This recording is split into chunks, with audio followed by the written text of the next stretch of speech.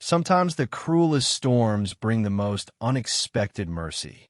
In the frozen wilderness of Montana, where winter can kill in minutes and hope dies even faster, one man's darkest hour became the moment that changed everything. This is not a story about survival. It's about what happens when a stranger's kindness becomes the difference between life and death, and how ancient wisdom can heal wounds that modern medicine cannot touch. When James Mitchell lost his wife during childbirth, he thought his world had ended. When he found himself alone with premature twins in the middle of a blizzard with no way home, he was certain of it. What he didn't know was that salvation often comes from the most unexpected places, and that sometimes the person you need most is someone you've never met, someone whose ancestors knew these lands long before roads or hospitals existed. This is the true story of how a Cherokee tracker's decision to follow his instincts one bitter December night saved not just 3 lives, but restored faith in the power of human connection across all boundaries. James Mitchell sat in the hospital waiting room, staring at his hands. They were shaking, but not from the cold. The fluorescent lights buzzed overhead like angry insects, and every few minutes a nurse would walk past with soft shoes that squeaked against the polished floor. He had been sitting there for 18 hours, watching those same lights, hearing those same sounds, waiting for news that never seemed to come. His wife Sarah had gone into labor 3 weeks early. The doctor said it wasn't unusual for twins, but James could see the concern in their eyes. Sarah was small, barely 5 feet tall, and carrying 2 babies had been hard on her body. She had been so excited, though. They had painted the nursery yellow because they wanted to be surprised about the babies' genders. Sarah had sewn little yellow blankets with ducks on them. She had read books about raising twins and made lists of everything they would need. Now James wished he had never let her read those books. Maybe if she hadn't been so prepared, so excited, this wouldn't hurt so much. A doctor appeared in the doorway. James recognized him as Dr. Patterson, the one who had been taking care of Sarah throughout her pregnancy. The man's face was tired, and his surgical scrubs had small stains on them. James stood up quickly, his legs unsteady after sitting for so long. "Mr. Mitchell," Dr. Patterson said quietly, "I need to speak with you." James followed him down a hallway that smelled like disinfectant and sadness. They went into a small room with 2 chairs and a box of tissues on a table. James had never been in this room before, but he knew what it was for. This was where they told people bad news. "Please sit down," Dr. Patterson said. James remained standing. "Just tell me, your wife delivered 2 healthy babies, a boy and a girl. They're small, about 4 pounds each, but their lungs are developed and they're breathing on their own. They're going to be fine." James felt his knees weaken with relief. "And Sarah?" Dr. Patterson was quiet for a long moment. "Mr. Mitchell, your wife lost a lot of blood during delivery. We did everything we could." The words hit James like a physical blow. He sat down hard in one of the chairs. "What do you mean?" "She went into cardiac arrest. We worked on her for over an hour, but we couldn't bring her back." "I'm very sorry." The room became very quiet. James could hear his own heartbeat in his ears, loud and fast. He looked at the doctor's face, searching for some sign that this was a mistake, that there had been some confusion. But Dr. Patterson's eyes were kind and sad, and James knew he was telling the truth. "She's gone?" James asked, though he already knew the answer. "Yes. I'm very sorry for your loss." James put his head in his hands. Sarah had been so young, only 26 years old. They had been married for 3 years and had been trying to have children for 2 of them. When she finally got pregnant, they had been so happy. They had planned everything perfectly. They had saved money and bought a house with a yard. Sarah had quit her job at the bank to stay home with the babies. Everything had been ready. "The babies," James said suddenly, Where are they? They're in the neonatal intensive care unit. They're doing well, but they'll need to stay here for a few weeks to gain weight and make sure everything is developing properly. Would you like to see them? James nodded, not trusting his voice. Dr. Patterson led him through more hallways and up an elevator to the NICU. James had to wash his hands and put on a gown before he could go in. The room was full of clear plastic boxes with tiny babies inside. Machines beeped softly, and nurses moved quietly between the incubators. Here they are, Dr. Patterson said, stopping in front of two incubators side by side. James looked down at his children for the first time. They were so small, smaller than he had imagined. The boy had dark hair like Sarah, and the girl was completely bald but had Sarah's nose. They were both sleeping, their tiny chests rising and falling rapidly. Wires and tubes connected them to various machines, but Dr. Patterson had said they were healthy. Have you chosen names? A nurse asked quietly. James realized he hadn't thought about it. He and Sarah had talked about names for months, but they had never been able to agree on anything. Sarah liked traditional names, while James preferred something more unusual. Now he would have to decide alone. Emma, he said, looking at the girl. It had been Sarah's grandmother's name. And Michael, that had been his father's name. Emma and Michael, the nurse repeated, writing on their charts. Beautiful names. James stood there for a long time, watching his children sleep. He tried to imagine taking them home, feeding them bottles, changing their diapers, teaching them to walk. But every time he pictured these scenes, Sarah was supposed to be there too. He didn't know how to do this alone. The next few days passed in a blur. James made phone calls to family members and friends. He met with funeral directors and picked out a casket. He chose flowers and wrote an obituary. Sarah's parents flew in from Oregon, and his mother came from Texas. Everyone was very kind and helpful, but James felt like he was watching everything happen to someone else. The funeral was on a Tuesday. The church was full of people James barely recognized. Sarah had been a teacher before she quit her job, and many of her former students and their parents came. People said nice things about her, about how much she loved children and how excited she had been to become a mother. James sat in the front row, holding Sarah's mother's hand, and tried to listen. But all he could think about was Emma and Michael lying in their incubators at the hospital, waiting for their parents to come home.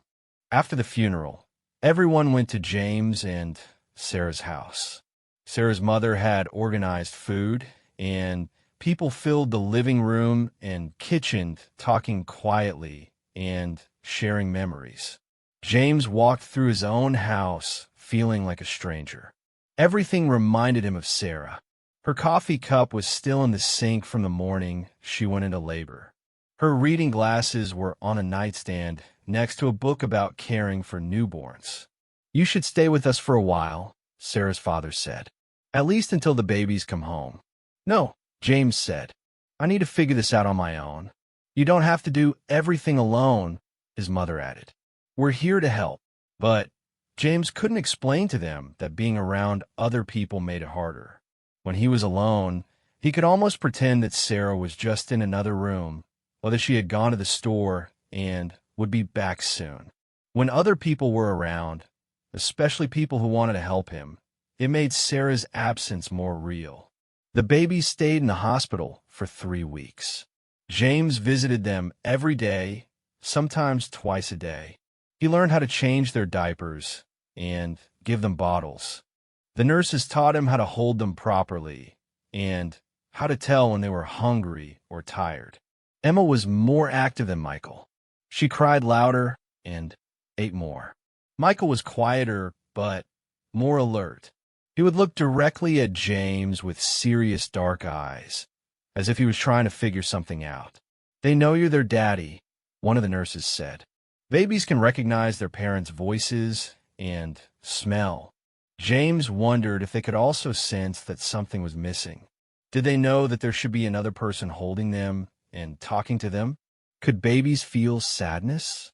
On December 15th, Dr. Patterson told James that the twins were ready to go home. They each weighed over 5 pounds and were eating well. James had spent the previous week baby-proofing the house and setting up the nursery. He had bought car seats and learned how to install them properly.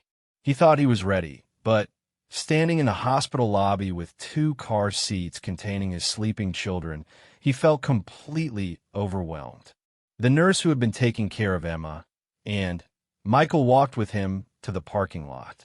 "You're going to do fine," she said as she helped him secure the car seats. Babies are more resilient than people think, and they have each other, which is special. James drove home very slowly, checking the mirror every few seconds to look at Emma and Michael. The December air was cold, and snow had been falling lightly all morning. The weather forecast said a bigger storm was coming, but James wasn't worried about that. He just wanted to get his children home safely. The house felt different with the babies there. It was quieter in some ways because James was afraid to make noise that might wake them, but louder in others because newborns made so many small sounds. They breathed fast and made little grunts and sighs in their sleep. Sometimes one of them would cry and wake the other one up, and then James would have to figure out how to comfort 2 babies at once. The first few days were exhausting. James had read books about infant care, but real babies were more complicated than books made them seem. Emma liked to be wrapped tightly in blankets, but Michael preferred to have his arms free. Emma would take a bottle quickly and then spit up if James didn't burp her right away. Michael ate slowly and would fall asleep halfway through feeding. James's mother called every day to check on them. His friends from work offered to bring dinner or help with grocery shopping, but James found it easier to manage on his own. When other people were around, they wanted to hold the babies or give advice, and it made James nervous. He was still learning how to read Emma and Michael's different cries and needs. Having an audience made it harder to concentrate. On December 20th, James ran out of formula. He had been trying to keep track of their feeding schedule and how much formula they were using, but somehow his calculations had been wrong. It was evening, and snow was falling heavily outside. The nearest store that sold formula was in town, about 20 miles away on winding mountain roads. James called the store to make sure they were still open and would have what he needed. The teenager who answered the phone said they closed at 9 o'clock, and they had plenty of infant formula. James looked at the clock. It was 7:30. If he left right away, he could make it there and back before the storm got too bad. He bundled Emma and Michael in warm blankets and put them in their car seats. The snow was coming down harder now, but the roads were still passable. James drove carefully, taking the curves slowly and keeping his headlights on. He made it to town in about 30 minutes and bought enough formula to last a week. The drive home started out fine, but as James climbed higher into the mountains, the snow became heavier and the wind picked up. The car's heater was working hard to keep the interior warm, and James could hear Emma fussing in the back seat. He tried to drive faster, but the roads were getting slippery. About halfway home, James felt the car slide slightly on a curve. He corrected it carefully, but his heart was beating faster now. Emma was crying, which was making Michael start to cry too. The snow was falling so hard that James could barely see the road ahead, even with the headlights on high beam. Then, on a particularly sharp curve about 5 miles from home, the car hit a patch of ice and started to slide sideways. James tried to steer into the slide like he had been taught, but the car was moving too fast. It went off the road and down a small embankment, coming to rest against a large pine tree.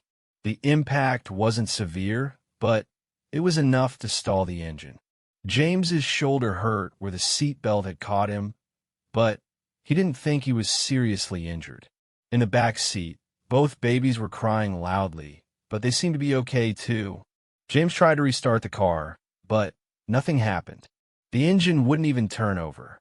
He checked his cell phone, but there was no signal. He was stuck on a mountain road in a blizzard with 2 newborn babies and no way to call for help. He got out of the car to assess the damage. The front bumper was dented and pushed against the wheel, which probably explained why the car wouldn't start. The car was tilted at an odd angle against the tree, and James could tell that even if he could get it running, he wouldn't be able to drive it back up the embankment. The wind was fierce, and the snow stung his face. James got back in the car and tried to think.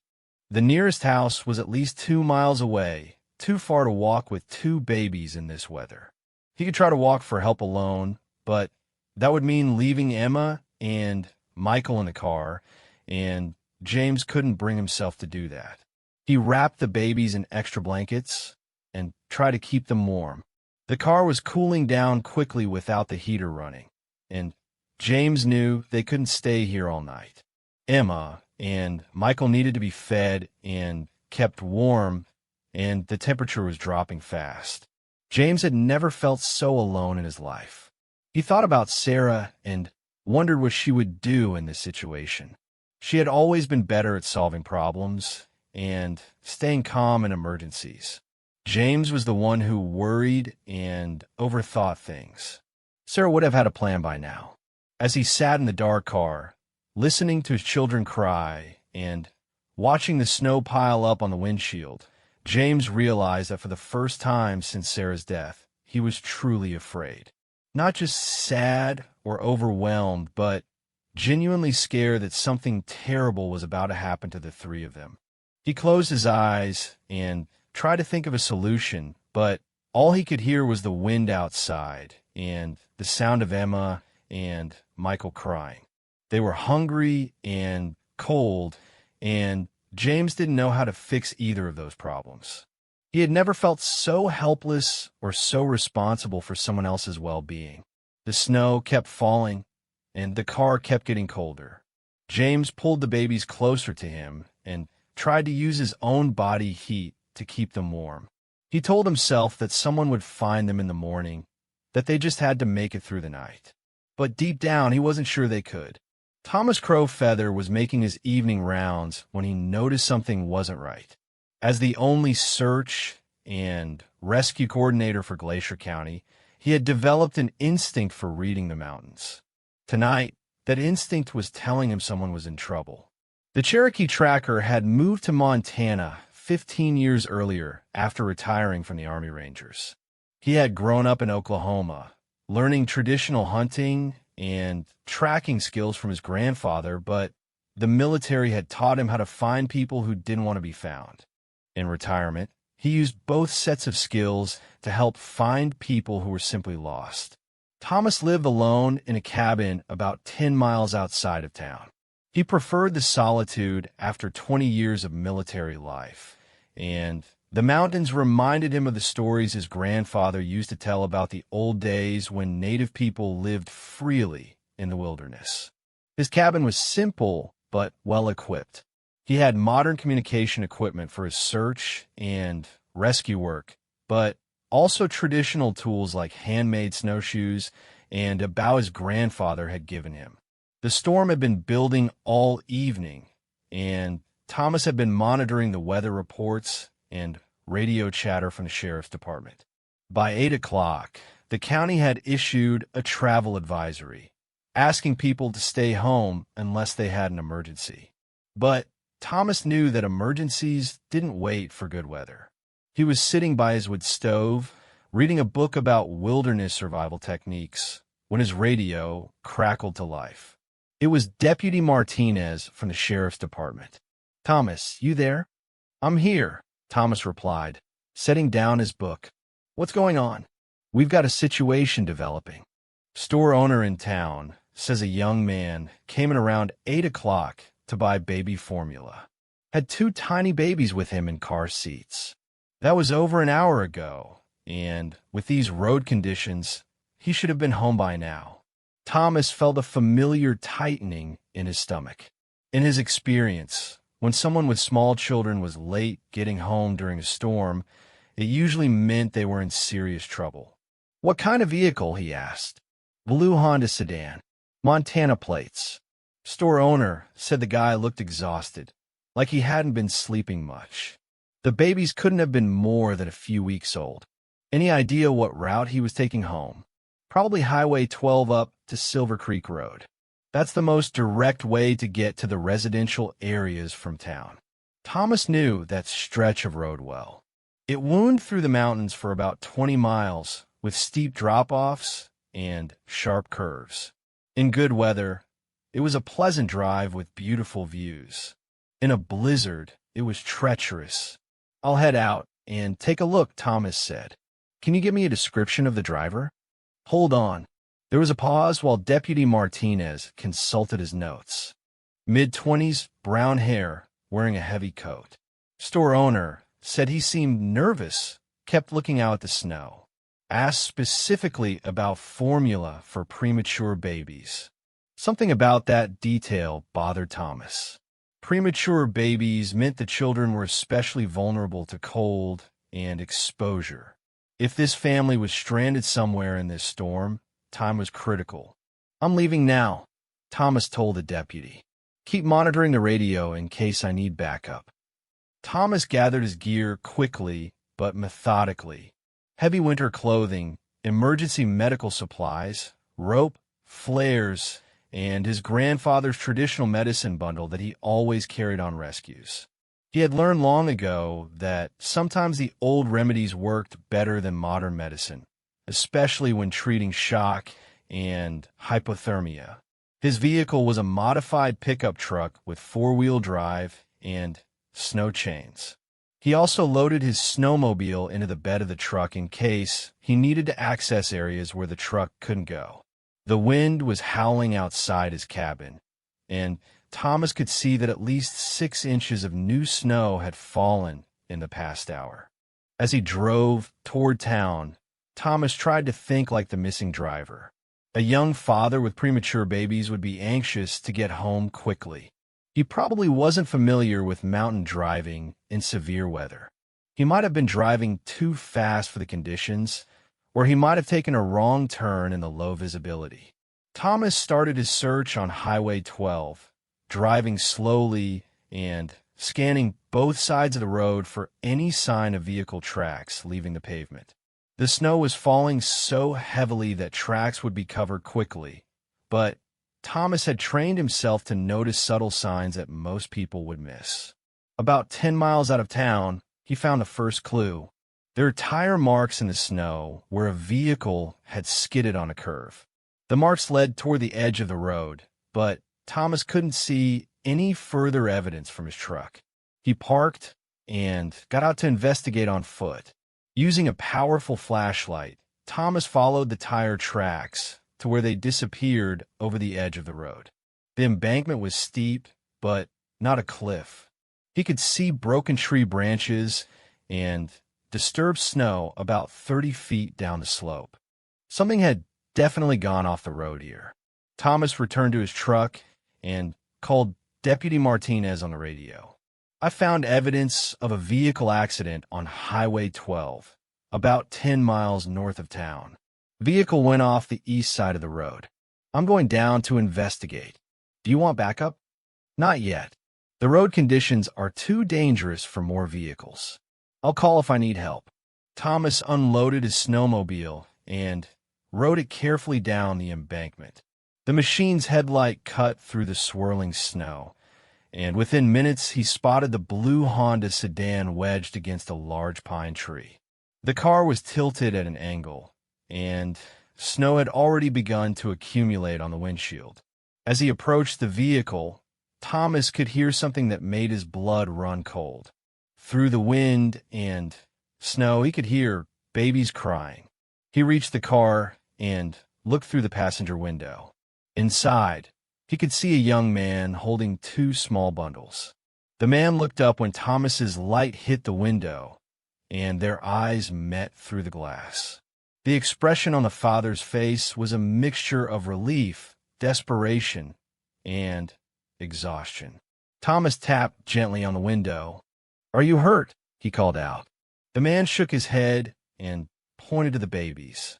"They're cold," he shouted back. "I can't keep them warm."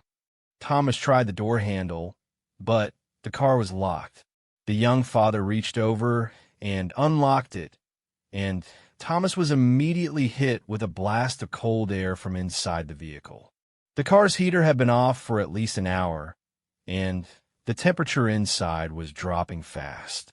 "I'm Thomas," he said, climbing into the passenger seat. "I'm with Search and Rescue." "What's your name?" "James Mitchell," the man replied. His voice was shaky from cold and stress. "These are my babies, Emma and Michael. They're only 3 weeks old." Thomas could see that both babies were crying weakly, a sign that they were becoming dangerously cold. Their lips had a bluish tint that indicated the beginning stages of hypothermia. He also noticed that James was shivering uncontrollably, though he seemed more concerned about his children than himself. "How long have you been here?" Thomas asked. "About an hour, maybe longer. I was coming back from town with formula, and I hit ice on the curve. The car won't start." Thomas quickly assessed the situation. The babies needed warmth immediately, and James was showing signs of exhaustion and shock. The car was not providing adequate shelter, and the storm was getting worse. They needed to get to safety quickly, but the snowmobile could only carry 2 people safely, and the truck was at the top of the embankment. "James, listen to me," Thomas said. "I'm going to get you and your babies out of here, but I need you to stay calm and do exactly what I say." "Can you do that?" James nodded, though Thomas could see that the young man was close to panic. His eyes had the wild look of someone who had been holding himself together through sheer will and was about to collapse. "First, we need to warm up the babies," Thomas said. He opened his heavy coat and pulled out a thermal blanket from his emergency kit. "Take off your coat and shirt." "What?" James looked confused. "It's freezing in here. Skin-to-skin contact is the fastest way to warm up hypothermic infants," Thomas explained. "Your body heat will help them more than clothing will right now." James hesitated for a moment, then quickly removed his outer clothing. Thomas helped him position Emma and Michael against his bare chest, then wrapped the thermal blanket around all 3 of them. The baby's crying became stronger almost immediately, which was a good sign. "That's better," Thomas said. "Now, I'm going to bring my truck down here, but it's going to take a few minutes. While I'm gone, keep talking to the babies. Let them hear your voice. It will help them stay calm." "Don't leave us," James said, and Thomas could hear the desperation in his voice. "I'll be right back," Thomas promised. 5 minutes at most." "You're doing great, James. Your babies are going to be fine." Thomas climbed back out into the storm and rode his snowmobile up the embankment. The wind was even stronger now, and the snow was coming down so hard that visibility was almost zero. He had to navigate by memory and instinct to find his truck. When he reached the road, Thomas faced a difficult decision. His truck was too heavy and the embankment too steep to safely drive down to where James's car was stuck. He would have to carry the family up to the road, which meant multiple trips in dangerous conditions with 2 newborns who were already hypothermic. Thomas got on his radio and called for help. "Deputy Martinez, I found them. 3 victims, 2 infants showing signs of hypothermia. I need an ambulance to meet me at mile marker 47 on Highway 12. "Ambulance is already on standby," Martinez replied. "How bad is it?" "Critical. The babies are very young, and they've been exposed to cold for over an hour. I'm going to need help getting them up to the road." I'm sending fire and rescue. They should be there in 20 minutes. 20 minutes might be too long, Thomas said. I'm going to start moving them now. Thomas knew that waiting for backup was the safer option, but his instincts told him that the babies couldn't wait that long. Their condition would continue to deteriorate the longer they stayed in the cold car. He rode the snowmobile back down to the Honda sedan. Through the window, he could see James still holding the babies against his chest, but they had all stopped shivering, which was actually a bad sign. When the body stopped shivering, it meant it was shutting down non-essential functions to preserve core temperature. James, Thomas called as he opened the car door. How are you feeling? Tired, James replied. His speech was beginning to slur slightly. The babies stopped crying. Is that good? We need to get you all warm right away, Thomas said. I'm going to take you up to my truck one at a time. You first, then I'll come back for the babies. No, James said firmly. Take them first. I can wait. Thomas looked at the young father with new respect. Even in his confused state, James was putting his children's welfare above his own. It was exactly what Thomas would expect from a good parent, but it also confirmed that James was beginning to lose rational thinking due to hypothermia. James, listen to me. If I take the babies first and something happens to you while I'm gone, they'll have no one to take care of them. We all go together, or we all stay together. Thomas had an idea. His snowmobile was designed for utility work and had a small cargo area behind the driver's seat. It wasn't designed for passengers, especially not passengers carrying infants, but it was their best option. Can you hold both babies securely while sitting behind me on the snowmobile? Thomas asked. James looked doubtful. I think so. But what if I drop them? You won't drop them, Thomas said with confidence he didn't entirely feel. Parents don't drop their children. It's not in your nature. Thomas helped James get dressed again, making sure the babies stayed wrapped in the thermal blanket. Then, he helped all three of them onto the snowmobile. James sat behind Thomas, holding Emma and Michael tightly against his chest. Thomas could feel James trembling, but the young man's grip on his children seemed steady. The ride up the embankment was treacherous. The snowmobile's tracks slipped several times on the steep, snow-covered slope, and Thomas had to use all his skill to keep the machine upright. Behind him, he could feel James's arms tightening around the babies every time they hit a bump or slid sideways. When they finally reached the road, Thomas helped James and the babies into the heated cab of his truck. The warm air hit them like a physical blow, and Emma began crying again immediately. Michael took a little longer to respond, but soon he was crying too. That's good, Thomas told James. Crying means they're warming up and their nervous systems are working properly. James was crying too, but Thomas suspected it was more from relief and exhaustion than from the cold. The young man was holding his children and rocking back and forth, whispering things that Thomas couldn't hear over the wind outside. Thomas got on the radio to update Deputy Martinez. I have all three victims in my truck.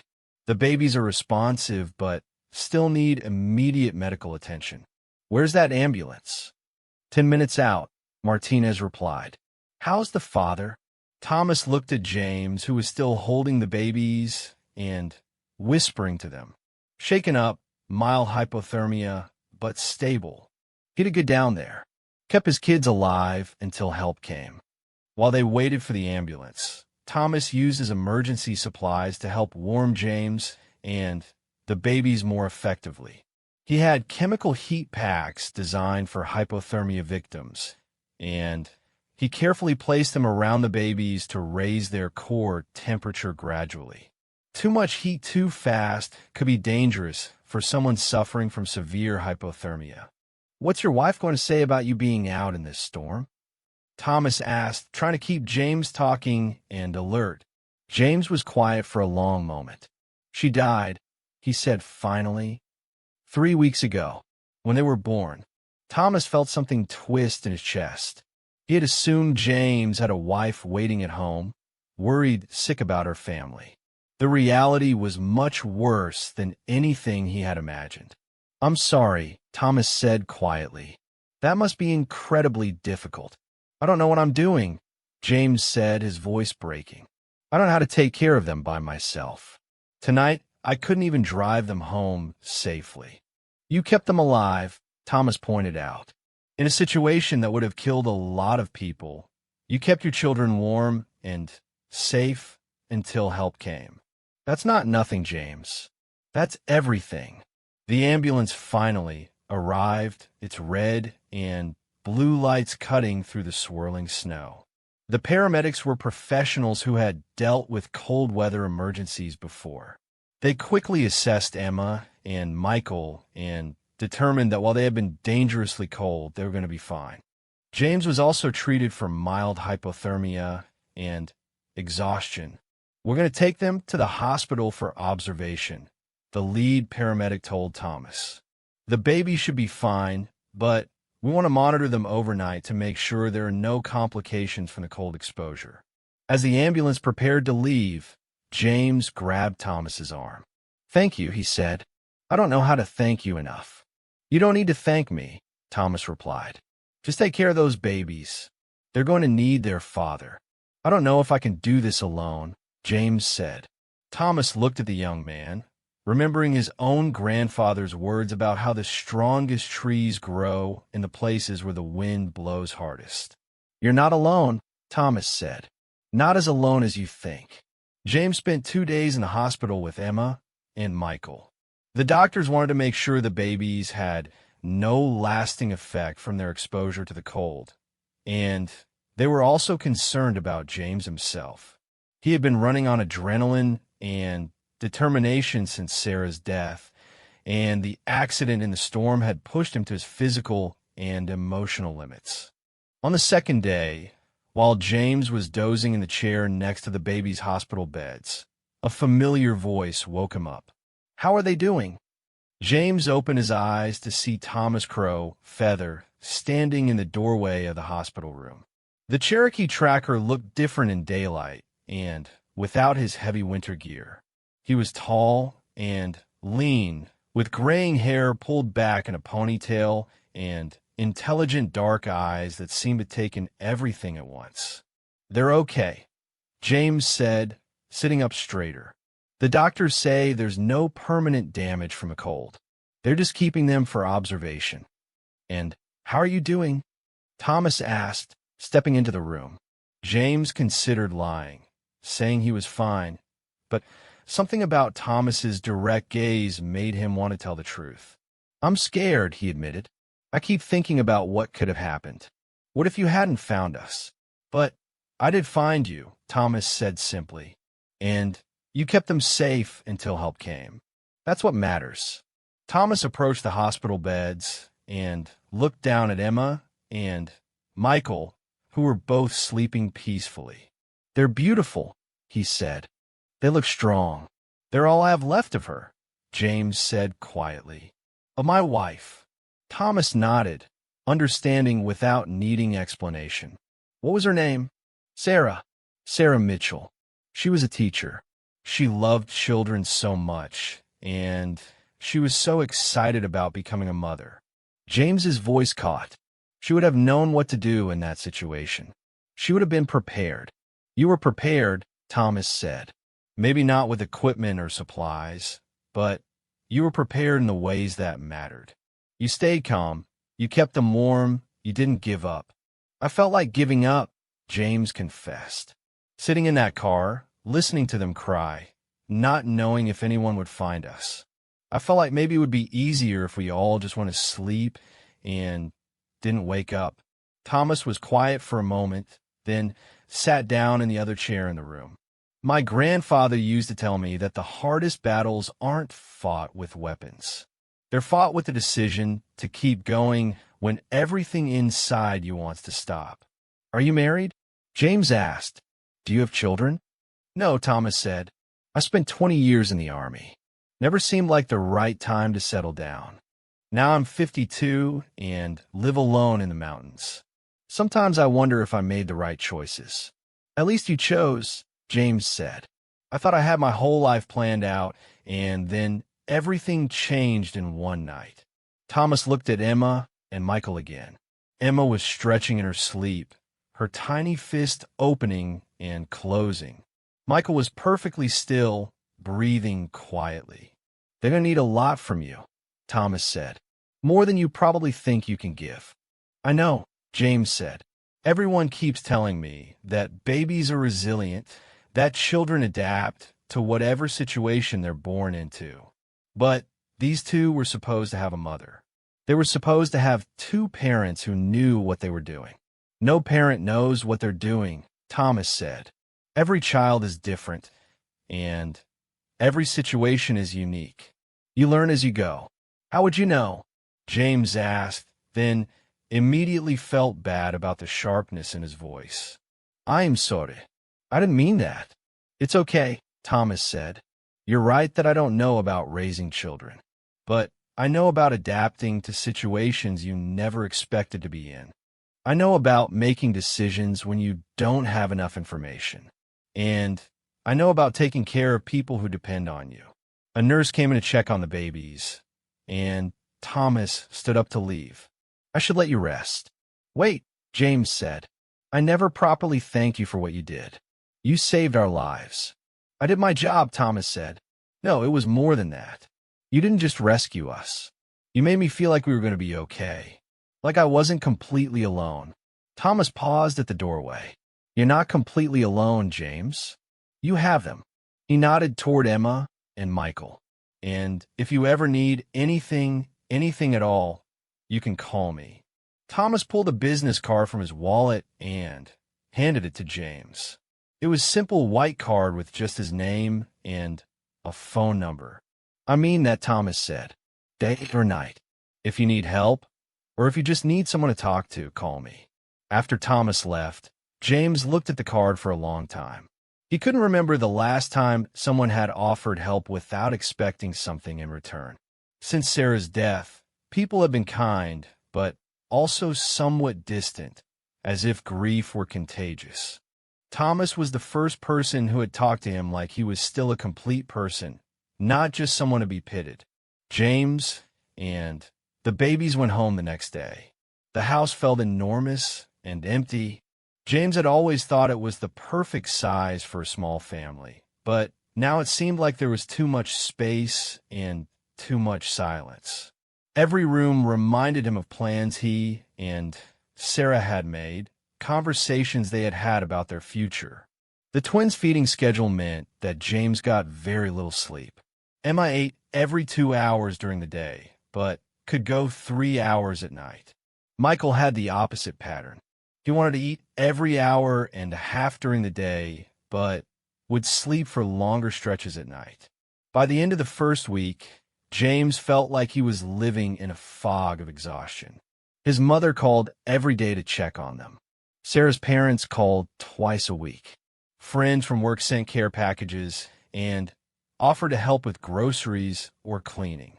But James found it hard to accept help from people who had known him and Sarah as a couple. Every offer of assistance reminded him that he was supposed to be doing this with someone else. One evening, about 2 weeks after coming home from the hospital, both babies were crying at the same time. James had fed them, changed their diapers, burped them, and checked their temperatures. He couldn't figure out what was wrong, and nothing he did seemed to help.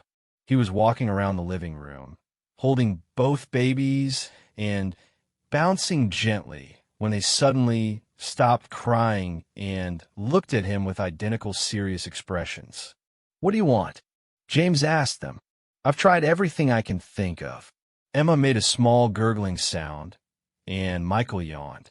Then they both started crying again. James felt tears starting in his own eyes. He was so tired, and he felt so inadequate. Sarah would have known what to do. She had read all the books and talked to other mothers. She had been prepared, without really thinking about it. James found himself reaching for the phone. He dialed the number on Thomas's business card. Hello. Thomas's voice was calm and alert, even though it was almost 10 o'clock at night. Thomas, it's James Mitchell. I'm sorry to bother you so late. You're not bothering me. What's going on? I can't get them to stop crying, James said, and he could hear the desperation in his own voice. I've tried everything, and they just keep crying. I don't know what they need. Where are you right now? In the living room. I'm holding both of them, but nothing I do seems to help. Okay, Thomas said. First, take a deep breath. Babies can sense when you're stressed, and it makes them more agitated.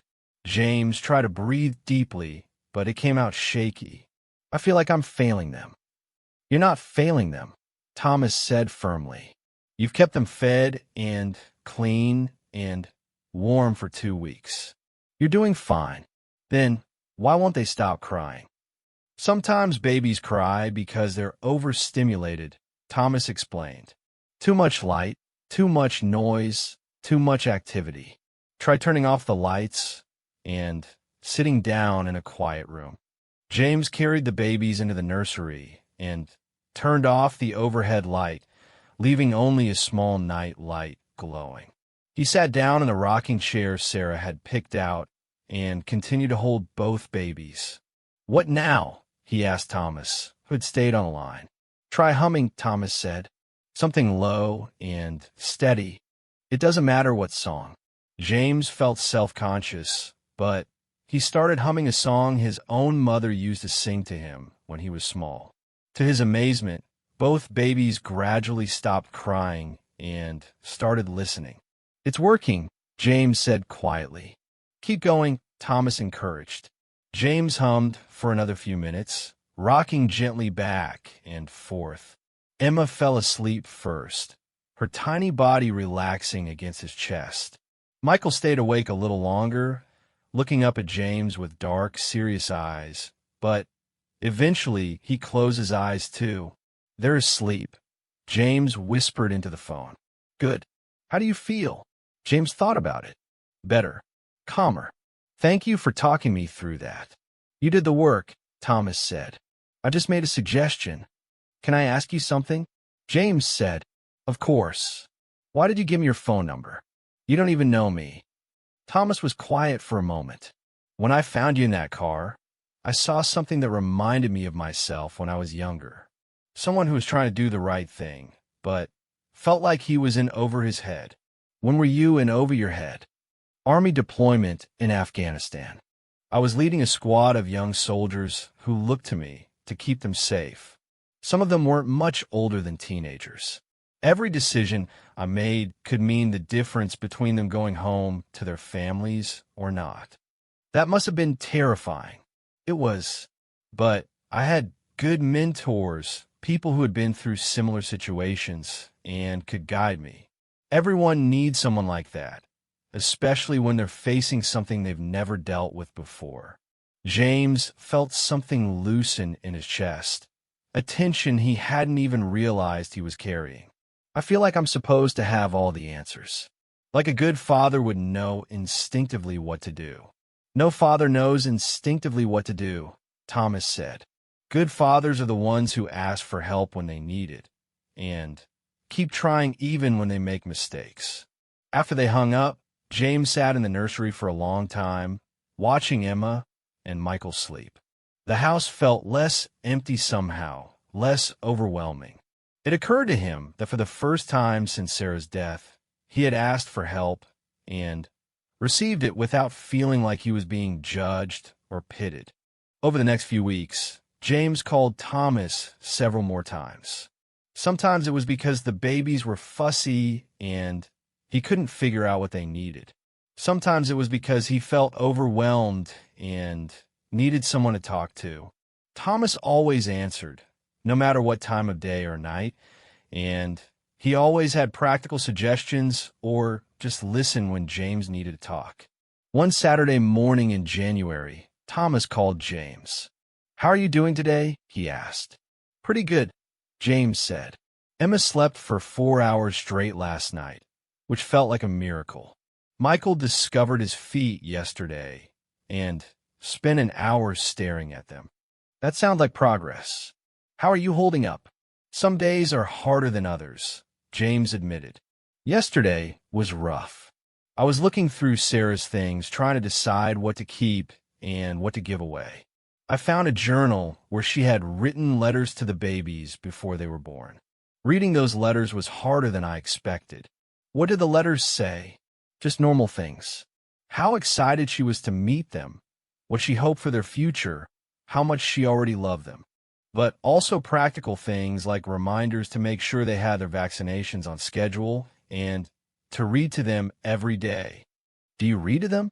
Not yet. I keep meaning to, but they're so young. I didn't think they would understand. They might not understand the words, but they'll recognize your voice and the rhythm of language. It's never too early to start. That afternoon, James found the children's books Sarah had bought and arranged on a shelf in the nursery. There were classic picture books and nursery rhyme collections, all carefully chosen and organized by age group. James picked up a book about a little bunny and sat down in a rocking chair with Emma and Michael. Once upon a time, he began, and both babies turned toward the sound of his voice. Reading to them became part of their daily routine. James discovered that Emma preferred books with lots of pictures and bright colors, while Michael seemed to like the sound of rhyming words. Sometimes one or both of them would fall asleep while James was reading, but they always seemed interested in hearing his voice.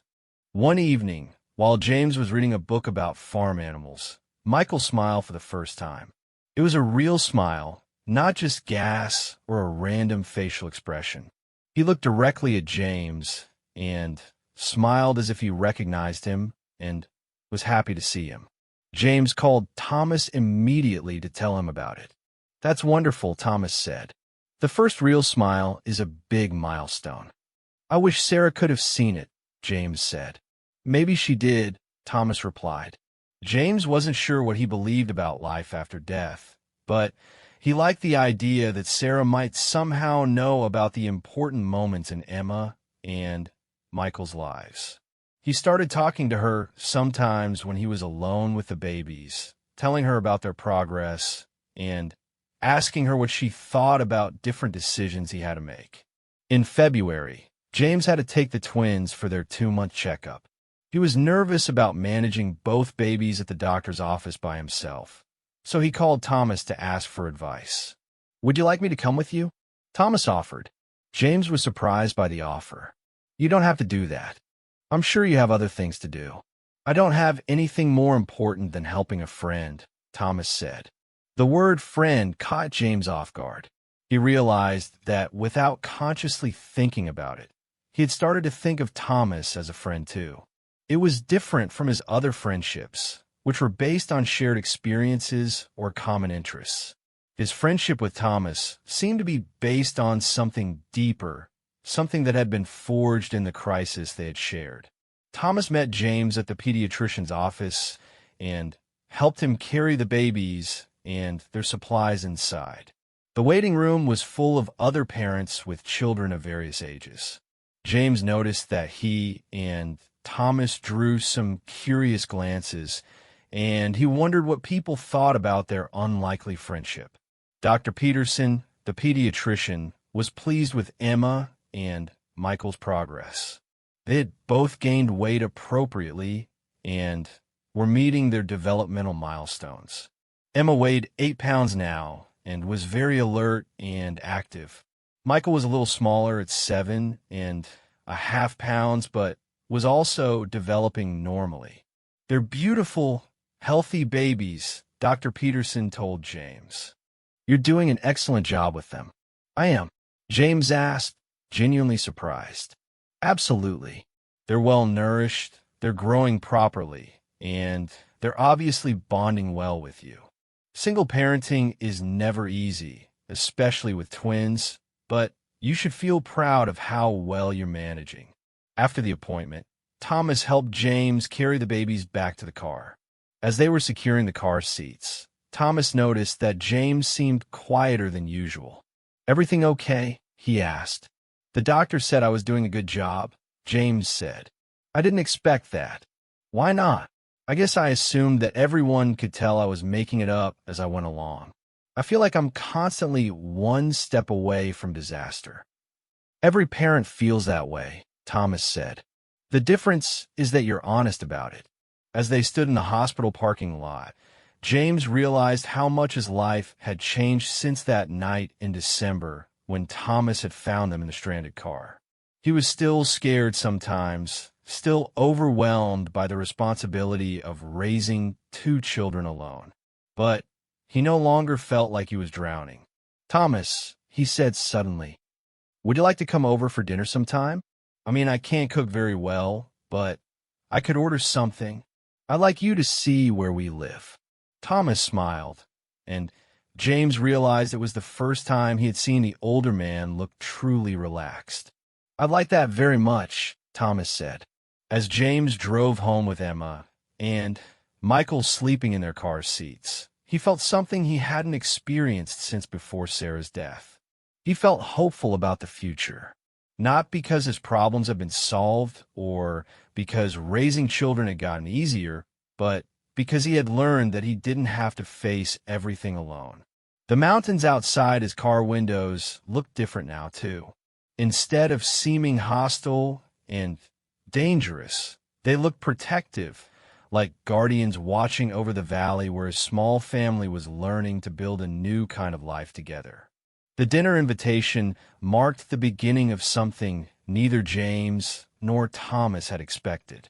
What started as a simple meal share between two men who had met during a crisis slowly evolved into something much more significant. A chosen family built on mutual respect, shared responsibility, and the quiet understanding that sometimes the most important relationships in life are the ones that develop organically. Thomas arrived at James's house on a Saturday evening in late February, carrying a bag of groceries and wearing a slightly nervous expression. James opened the door holding Michael, while Emma was napping in her bouncy seat in the living room.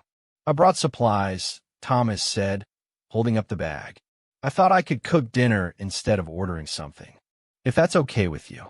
"You can cook?" James asked, stepping aside to let Thomas in. "My grandfather taught me. He said a man who couldn't feed himself and others wasn't much of a man at all." James's house was smaller than Thomas had imagined, but it was warm and comfortable. Baby equipment was everywhere. Bottles drying on the kitchen counter, a changing table set up in the living room, tiny clothes folded in neat piles on every available surface. It looked like a home where children were loved and cared for. "This is nice," Thomas said, looking around. Sarah had good taste. "She picked out almost everything," James said. "I keep meaning to redecorate, make it more my own, but I don't know where to start. And honestly, I like being surrounded by things she chose." Thomas unpacked groceries in the kitchen while James fed Michael. The Cherokee tracker had brought ingredients for a simple but hearty meal: chicken, vegetables, rice, and spices that James didn't recognize. "What are you making?" James asked. "Something my grandmother used to cook. It doesn't have a name in English. It's just good food that's easy to digest and gives you strength." As Thomas worked, James found himself relaxing in a way he hadn't in months. There was something soothing about having another adult in the house, someone who moved around the kitchen with quiet confidence and didn't seem bothered by the chaos that came with caring for two infants. Emma woke up while Thomas was cooking and immediately started fussing. James tried to comfort her, but she was having one of her cranky periods that seemed to happen every evening around dinner time. "May I?" Thomas asked, wiping his hands on a dish towel and reaching for Emma. James handed her over, curious to see how she would react to Thomas. To his surprise, Emma stopped crying almost immediately. Thomas held her against his shoulder and began humming softly, the same technique he had suggested to James during that late-night phone call weeks earlier. "She likes you," James observed. "Babies can sense when someone is calm," Thomas said. "My grandmother used to say that children are like animals in that way. They respond to energy more than words." While Thomas finished cooking, he continued to hold Emma. She seemed perfectly content to rest against his shoulder and watch him move around the kitchen. Michael had fallen asleep in James's arms, creating a peaceful domestic scene that felt surprisingly natural. The meal Thomas prepared was unlike anything James had ever tasted. The chicken was seasoned with herbs that had an earthy, complex flavor, and the vegetables were cooked until they were tender but still had texture. The rice was fluffy and fragrant, mixed with what Thomas explained were traditional Native American grains. "This is incredible," James said between bites. "Where did you learn to cook like this?" "My grandmother. She lived with us when I was growing up after my grandfather died. She taught me about traditional foods and medicines. A lot of what I know about helping people comes from her." "What was she like?" Thomas smiled at the memory. "Tough. She lived through some very hard times when she was young, when the government was trying to force Native children into boarding schools and make them forget their culture. She was determined that her knowledge wouldn't die with her." "Is that why you do search and rescue work?" "Partly. She always said that helping people was the most important thing anyone could do with their life. She used to tell me that we're all connected, and when one person is in trouble, it affects everyone." After dinner, James put the babies down for the night while Thomas cleaned up the kitchen. When James came back downstairs, he found Thomas looking at photographs on the mantel. Most of them were pictures of James and Sarah at various stages of their relationship. Their wedding, vacations they had taken, the day they found out Sarah was pregnant. "She was beautiful," Thomas said quietly. "She was everything I wasn't," James replied. "Confident, organized, good with people. I still can't believe she chose to marry me. She must have seen something in you that you can't see in yourself." James joined Thomas by the fireplace, looking at the photographs with fresh eyes. "Sometimes I feel guilty for being happy, even for a few minutes. Like I'm betraying her memory if I enjoy anything." "Do you think she would want you to be miserable forever?" "No. She would want me to be a good father to Emma and Michael. She would want them to grow up happy and healthy. Then, being happy yourself is part of taking care of them. Children learn how to live by watching their parents. If you show them that life can be good even when it's difficult, that's one of the most valuable gifts you can give them." They talked for hours that night, long after the babies were asleep. Thomas told James stories about his military service and his work in search and rescue. James talked about his job at the engineering firm and his fears about raising children alone. They discovered they had more in common than either had expected. Both had lost their fathers when they were young. Both had struggled with feeling like outsiders in different ways.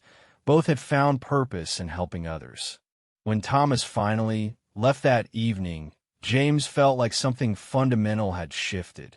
The house didn't feel as empty, and the future didn't seem quite so overwhelming. He had found something he hadn't even realized he was looking for. A friend who understood what it meant to take care of people and who didn't expect anything in return except honesty. Over the following weeks, Thomas became a regular presence in James's life. He came for dinner every Saturday, always bringing ingredients and cooking meals that were both delicious and nourishing. He helped with practical things too, baby-proofing the house, setting up a more efficient system for organizing bottles and formula, teaching James how to swaddle the twins more effectively so they slept better. But Thomas's most valuable contribution wasn't practical advice. It was his calm presence and his ability to help James see that he was more capable than he believed. When Emma got her first cold and James panicked, Thomas helped him recognize that the baby's symptoms were normal and manageable. When Michael went through a phase where he cried every evening from 6 to 8 o'clock, Thomas explained that some babies had witching hours, and it didn't mean James was doing anything wrong. "You're a natural at this," Thomas told James one evening as they watched Emma and Michael playing on a blanket on the living room floor. The twins were 4 months old now and had developed distinct personalities. Emma was social and active, always looking around for interesting things to see. Michael was quieter but intensely focused, studying faces and objects with serious concentration. "I don't feel natural at it," James said. "I feel like I'm constantly guessing." Every parent is constantly guessing. The difference is that you pay attention to the results and adjust accordingly. That's what good parenting is. In April, James had to return to work. He had used all his paternity leave and vacation time, and his employer was understanding but needed him back. The idea of leaving Emma and Michael with someone else all day terrified him. "I don't know how I'm going to do this," he told Thomas. "I've interviewed 3 different babysitters, and none of them felt right. What if something happens while I'm at work? What if they don't understand what Emma and Michael need? Have you considered a nanny instead of a babysitter?" Thomas suggested, "Someone with more experience who could work with you long term?" James had looked into nannies, but the cost was beyond his budget. Even with Sarah's life insurance money, he was trying to be careful about expenses. He had a mortgage and would need to save money for the twins' future education and activities. Thomas was quiet for a moment, then made an unexpected offer. "What if I helped with childcare during the day?" James looked at him in surprise. "What do you mean? I work mostly evenings and weekends anyway. Search and rescue calls come when they come, but I have a lot of flexibility during normal business hours. I could watch Emma and Michael a few days a week, and you could find someone else to cover the other days." "Thomas, I can't ask you to do that." "You're not asking. I'm offering. I've gotten attached to these kids, and I like to be more involved in their lives if you're comfortable with that." James felt overwhelmed by the generosity of the offer. "Are you sure? Watching 2 babies all day is exhausting work." "I'm sure. I think it would be good for all of us." The arrangement they worked out was unconventional but practical. Thomas would watch the twins on Mondays, Wednesdays, and Fridays. A college student named Jessica, who was studying early childhood education, would care for them on Tuesdays and Thursdays. James would work 4 10-hour days instead of 5 8-hour days, giving him more time with Emma and Michael on the weekends. The first Monday James went back to work, he called home 3 times before lunch to check on the twins. Each time, Thomas assured him that everything was fine. Emma took her bottle perfectly, Thomas reported during the second call. "Michael is napping. We went for a walk in the stroller this morning, and they both seemed to enjoy being outside." "Did Emma cry when I left?" James asked. "For about 2 minutes. Then she got distracted by a dust mote floating in the sunlight and forgot all about it." When James came home that evening, he found Thomas on the living room floor with both babies. Emma was on her stomach, practicing lifting her head, while Michael was lying on his back, reaching for colorful toys that Thomas had hung from a mobile above him. "How'd it go?" James asked. "Good. They're easy babies." Emma ate well all day, and Michael only had one fussy period around 2 o'clock. "I think he was overtired." "And how did you do?" Thomas grinned. "Better than I expected. I forgot how much I enjoy being around children. It's been a long time since I felt needed in that way." As the weeks went by, the arrangement worked better than James had dared to hope. Thomas proved to be excellent with the twins. He was patient during fussy periods, creative about keeping them entertained, and surprisingly good at establishing routines. Emma and Michael clearly adored him. They would smile and babble excitedly when they heard his voice, and they seemed to relax in his presence. More importantly for James, Thomas brought a sense of stability and continuity to their daily lives.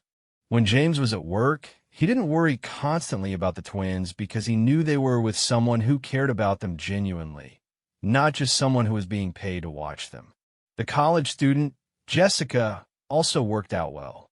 She was young and energetic, full of ideas about child development and early learning activities. She brought books about infant development and showed James exercises he could do with the twins to help their motor skills and cognitive development. "You've created a really good support system," Jessica told James one evening when he was picking up the twins after work. "Emma and Michael are lucky to have so many people who care about them." James realized she was right. Without consciously planning it, he had built a network of people who were invested in his children's well-being. His mother still called regularly and visited once a month. Sarah's parents stayed in touch and sent gifts and letters. Thomas had become like family.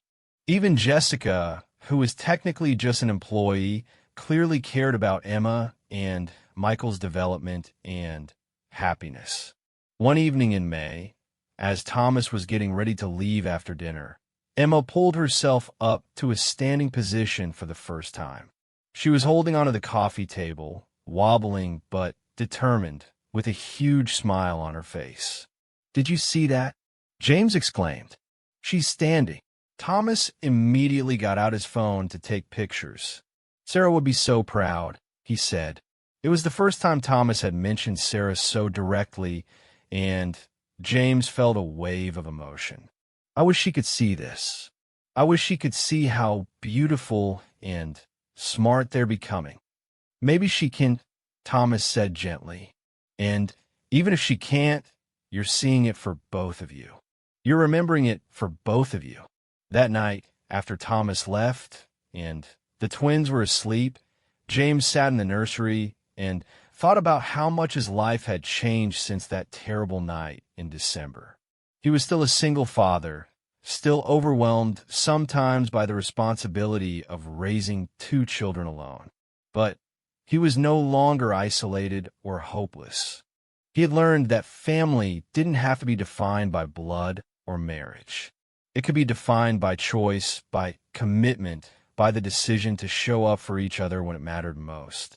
Thomas had chosen to become part of their family, and James had chosen to let him in. Together, they were creating something new and unexpected, a way of raising children that honored both tradition and innovation, both loss and hope. Emma and Michael would grow up knowing that they were surrounded by people who loved them, people who had chosen to be part of their lives not out of obligation, but out of genuine affection and commitment. They would learn that families could be built in many different ways, and that love was not diminished by being shared among more people. As James watched his sleeping children, he felt grateful for the accident that had brought Thomas into their lives. Without that crisis, he might never have learned that asking for help was not a sign of weakness, but a sign of wisdom. He might never have discovered that the most important relationships sometimes developed in the most unexpected circumstances. The mountains outside the nursery window stood silent and protective in the moonlight, guardians of a valley where new kinds of families were learning to grow. 2 years had passed since that December night when Thomas found James and the twins stranded in the blizzard. Emma and Michael were now walking, talking toddlers with distinct personalities and an unbreakable bond with the Cherokee tracker who had become their honorary grandfather. The arrangement that had begun as temporary childcare had evolved into something much deeper. A chosen family that defied conventional definitions, but worked perfectly for everyone involved. James stood in his kitchen on a sunny Saturday morning in June, making breakfast while watching Emma and Michael play in the backyard through the window. Thomas was building them a sandbox, a project he had been working on for weeks with the same careful attention he brought to everything involving the children. Emma was helping by carrying small tools back and forth while Michael sat nearby, seriously examining each screw and nail that Thomas used. "Uncle Thomas, is this the right screwdriver?" Emma called out, holding up a tool that was clearly too big for the task. "That's perfect, sweetheart," Thomas replied, accepting the tool with the same gravity he would show a professional colleague. "Thank you for your help." James smiled at the exchange. Emma had started calling Thomas Uncle Thomas about 6 months earlier, and the title had stuck. It wasn't technically accurate, but it felt right to everyone involved. Thomas was family in every way that mattered. The past 2 years had not been without challenges. There had been sleepless nights when both children were sick with ear infections. There had been tantrums and developmental phases that tested everyone's patience. Emma had gone through a period where she would only eat foods that were yellow. Michael had developed a fear of loud noises that made everyday activities like using the vacuum cleaner or blender into major productions. But Thomas had been there through all of it, offering practical solutions and emotional support with equal measure. When Emma refused to eat anything but bananas and cheese for 3 weeks, Thomas researched traditional Cherokee approaches to childhood nutrition and introduced foods with similar colors and textures that gradually expanded her palate. When Michael's noise sensitivity became overwhelming, Thomas taught James traditional breathing techniques that helped calm the little boy when he became overstimulated. "James, can you come out here for a minute?" Thomas called from the backyard. "I want to show you something." James wiped his hands on a dish towel and joined his friend outside. Thomas had finished installing the sandbox and was now working on a small garden plot beside it. "What do you think?" Thomas asked, gesturing to the neat rows of soil he had prepared. "It looks great," James said. "What are you planning to plant?" "I thought we could teach Emma and Michael how to grow vegetables. Nothing complicated, just some beans and squash and maybe some herbs. My grandfather taught me that children learn responsibility best when they have something living that depends on them." James watched Emma carefully place a handful of mulch exactly where Thomas had shown her, her little face serious with concentration. "That sounds wonderful. They would love that." "There's something else I wanted to talk to you about," Thomas said, lowering his voice so the children couldn't hear. "I've been thinking about moving closer to town." James felt a moment of panic. "Are you not happy with our arrangement? Have I been taking advantage of your time?" "No, nothing like that," Thomas said quickly. "I love spending time with the kids, and I hope we can continue with the same schedule. But my cabin is pretty isolated, and I'm not getting any younger. I've been thinking it might be smart to find a place where I have neighbors in case I ever need help." "That makes sense," James said, though he felt disappointed. Thomas's cabin was only 10 miles away, but it had become a special place for Emma and Michael. They loved visiting Uncle Thomas in his mountain home, playing with his rescue dogs, and learning about the wildlife that lived in the forest around his property. "Actually," Thomas continued, "I was wondering if you might know of any houses for rent in your neighborhood.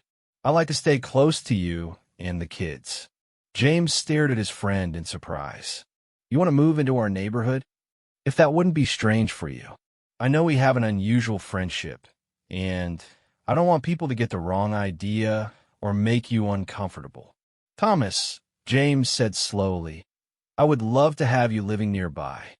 The kids would be thrilled, and honestly, so would I. Really, really, there's actually a house for sale 2 streets over. It's been on the market for a few months. The price has come down quite a bit." That afternoon, James and Thomas loaded Emma and Michael into the car and drove over to look at the house. It was a modest 2-bedroom ranch with a large backyard and a covered porch. The previous owners had moved to Arizona for retirement, and the house had been empty for several months. Thomas walked through the rooms quietly, taking in the layout and condition. The house needed some updating, but it was structurally sound and had good natural light. The backyard bordered a small creek, and there was enough space for a garden much larger than what they could manage in James's yard. "What do you think, Uncle Thomas?" Emma asked, tugging on his hand. "Do you like this house?" "I think it has good potential," Thomas said seriously. "But what do you think? Would you like to have me living so close by?" "Yes," Emma said immediately. "Then we could visit you every day." Michael nodded enthusiastically. He was less verbal than his sister, but no less opinionated. "Every day," he agreed. "Well then," Thomas said, "I guess I should call the realtor." The process of buying the house took 2 months, during which Thomas continued his regular schedule of caring for the twins while James worked. The children were excited about the move and constantly asked questions about when Uncle Thomas would be living in his new house and whether they could help him decorate it. Thomas moved in on a warm Saturday in August. James had arranged for Jessica to watch Emma and Michael for the day so the adults could focus on the heavy lifting and organizing. But by afternoon, the children were so eager to see the progress that James brought them over to help with the final unpacking. "This is your room, Uncle Thomas?" Emma asked, standing in the middle of the master bedroom. "This is it," Thomas confirmed, arranging books on a shelf. "What do you think?" Emma looked around critically. "It needs more pictures," she announced. "And maybe some flowers." "I think you're right," Thomas said. "Would you help me pick out some pictures?" Michael had discovered the second bedroom and was exploring it with his characteristic thoroughness. "Uncle Thomas," he called out, "what's this room for?" Thomas joined him in the smaller bedroom. "I'm not sure yet. What do you think it should be?" Michael considered this seriously. "A playroom," he suggested hopefully. "That's an excellent idea," Thomas said. "Would you like to help me set up a playroom?" Over the next few weeks, Thomas's house became a second home for Emma and Michael. The second bedroom did indeed become a playroom, filled with toys, books, and art supplies. Thomas set up a reading corner with comfortable cushions where he could tell the children stories about his Cherokee heritage and his grandfather's wisdom. The backyard became an outdoor classroom where Emma and Michael learned about gardening, wildlife, and traditional Native American practices. Thomas taught them how to identify different plants and animals, how to read weather patterns in the clouds, and how to move quietly through the forest without disturbing the wildlife. "Why do we have to be quiet in the forest?" Emma asked one afternoon as they walked along the creek behind Thomas's house. "Because this is home to many animals," Thomas explained. "When we're quiet and respectful, they might show themselves to us. When we're loud and careless, they hide." As if summoned by his words, a family of deer appeared at the edge of the clearing. Emma and Michael froze, watching in wonder as the graceful animals picked their way delicately through the underbrush. The deer studied the humans for a moment, decided they posed no threat, and continued their journey to the creek for a drink. "They're beautiful," Emma whispered. "They trust us," Michael added softly. "That's right," Thomas said. "Trust is something that must be earned, especially from wild animals. They can sense our intentions." These moments became treasured memories for all of them. Thomas's knowledge of the natural world opened up a universe of discovery for the children. They learned to identify bird calls, track animal movements, and understand the seasonal changes that governed life in the mountains. But perhaps more importantly, they learned life lessons through Thomas's gentle guidance. When Emma became frustrated because she couldn't master a task immediately, Thomas taught her about patience by showing her how seedlings grew slowly but surely in their garden. When Michael became scared during a thunderstorm, Thomas shared Cherokee stories about how thunder was simply the sky spirits having important conversations. James watched these interactions with growing amazement and gratitude. Thomas was teaching Emma and Michael things that James could never have taught them himself. The children were learning about their place in the natural world, about respect for all living things, and about the importance of wisdom that came from generations of accumulated knowledge. One evening in September, as they sat on Thomas's porch watching the sunset, Emma asked a question that had been building in her young mind for months. "Uncle Thomas, why don't you have any children of your own?" Thomas was quiet for a moment, considering how to answer. "Sometimes life doesn't go the way we plan," he said finally. "I spent many years in the Army, traveling to places where it wasn't safe to have a family. By the time I came home and settled down, I was older, and I thought maybe it was too late. But now you have us," Michael pointed out with 2-year-old logic. "That's right," Thomas said, his voice warm with emotion. "Now I have you. Sometimes the family we're meant to have comes to us in unexpected ways." James felt tears prick his eyes. "And sometimes the father figure children need comes to them when they need it most." "Daddy," Emma said suddenly, "why don't we have a mommy like other kids?" It was a question James had been dreading, but knew would eventually come. Emma and Michael were old enough now to notice that their family structure was different from most of their friends. Some children had 2 parents, some lived with grandparents, some had step-parents. But Emma and Michael only had their father and their honorary uncle. "You did have a mommy," James said gently. "Her name was Sarah, and she loved you both very much. She got sick when you were born, and she had to go to heaven. Is that why you're sometimes sad?" Michael asked with the intuitive understanding that young children sometimes possess. "Yes, sometimes I'm sad because I miss her. But I'm also happy because I have you too, and because we have Uncle Thomas, and because we have a good life together. Do you think our mommy would like Uncle Thomas?" Emma asked. James looked at his friend, thinking about the question seriously. Sarah would have appreciated Thomas's gentleness with children, his practical wisdom, his commitment to helping others. She would have been grateful that her children had someone in their lives who loved them unconditionally and taught them values she would have wanted them to learn. "I think she would love Uncle Thomas," James said, "and I think she would be very happy that he's part of our family." That night, after the children were in bed, James and Thomas sat on the porch talking about the future. Emma would be starting preschool soon, and Michael would follow the year after. Their needs were becoming more complex as they grew older, but their bond with Thomas remained as strong as ever. "I've been thinking about something," Thomas said as they watched the stars appear in the darkening sky. "Have you ever considered making our arrangement more official?" "What do you mean?" "Legal guardianship papers. Something that would give me official standing in their lives, if anything ever happened to you." James felt a moment of surprise, followed by deep gratitude. "Have you thought about that seriously?" "Very seriously.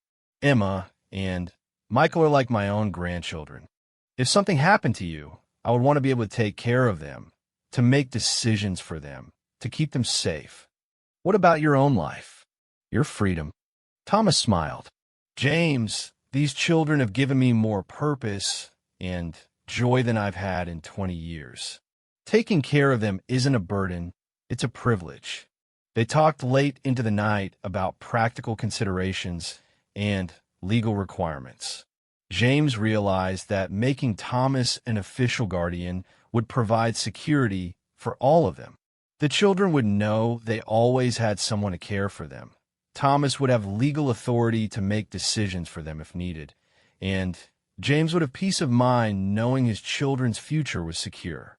The legal process took several months, but in December, exactly 3 years after that fateful blizzard, Thomas officially became Emma and Michael's legal guardian.